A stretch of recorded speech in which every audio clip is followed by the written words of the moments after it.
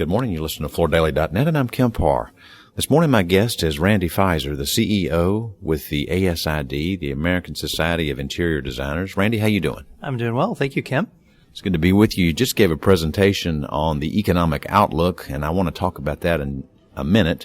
But just real quick to catch my listeners up, you've been running this organization now for about 4 years. Tell us a little bit about the health of the organization. Sure. The organization has really found itself finding its voice again and is developing and expanding on its relevance to the marketplace. We now have had a significant amount of growth over the last 2 years. So we're 26,000 plus members, which is nice. So 6% growth over last year. And we are seeing our expanded voice around programs and initiatives and government affairs really beginning to have a significant impact on the marketplace. I think one of the reasons you've been so successful is you're on the road. You were just in Milan last week, right? I was. I'm on the road about 70% of my time on behalf of the organization and speaking on behalf of the industry. And, yes, I just came back from Salone del Mobile, which was an amazing experience and show. It's the first time I've actually had the opportunity to experience that and bring the voice of ASID to that market.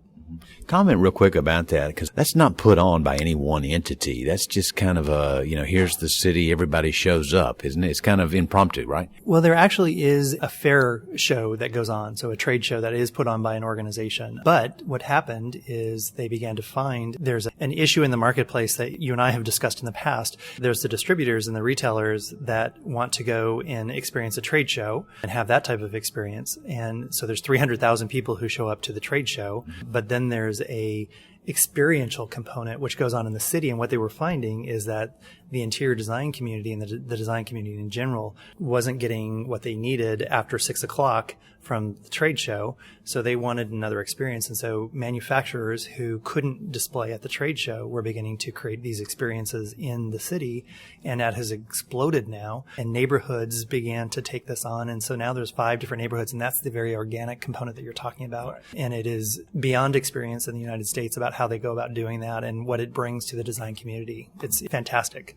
All right, one more quick background question for my listeners. Tell us a little bit about the breakout of your membership. How many of them are focused in the residential sector and how many are in the commercial sector? Yep. The best way to describe our membership is about a third are purely on single-family home kind of work. And then you have about a third of our membership that does a little bit of both, has a toe in the commercial world and a toe in the residential world.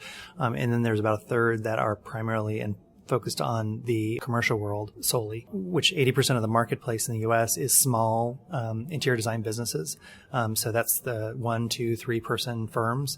And then you have the large firms, obviously the top 100 that are out there that have 50 to 1,000 to 3,000 employees working for them. And we tend to have a much larger base of the small firms that are out there doing a lot of different types of work. And then there's this other group of large firms, which we have some of those people as members, and we're trying to grow that part of our market base.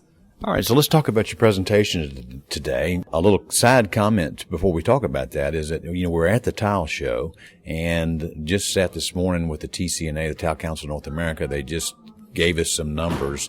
The consumption of ceramic tile in the United States is up 9.8% in 15 versus 14. Everybody here is pretty upbeat, and your presentation is very upbeat. You gave a presentation where you talked about both the residential and commercial sectors of the business, and it sounded like in every instance, with the exception potentially of retail, not only is the demand for design work up and spending is up in those sectors, right? That's absolutely correct. We are seeing the U.S. market is really back from where it was prior to the recession. And there are a lot of factors that go into it that I touched on during my presentation. That has to do with the health of the dollar. It has to do with the health of the economy. The United States is a great place for investment, which is really adding to the consumption of products and services related to design. So we are just seeing across the board some very positive trends. Where we were seeing some soft spots, as you mentioned, is retail, because I think that's a very shifting, based upon the demographics of our country, is shifting on how people want to shop and the types of experiences they want to have. And that's changing the retail environment pretty significantly in the U.S. And education is also another area where K through 12 education and the spending that goes on design for that is so impacted by the state budgets for tax revenue. We should be seeing that move up a little bit because the tax base of most states has gone up with the the continued change in the economy, but it still has not become a strong point of the market. I speak to Kermit Baker, who is the chief economist with the American Institute of Architecture. And my last conversation with him, he was telling me that he was concerned that toward the end of this year, we might see a little bit of a downturn, nothing on the scale of what we saw in the 2008 era. And you actually are thinking that we may continue to see growth into the next couple of years, right?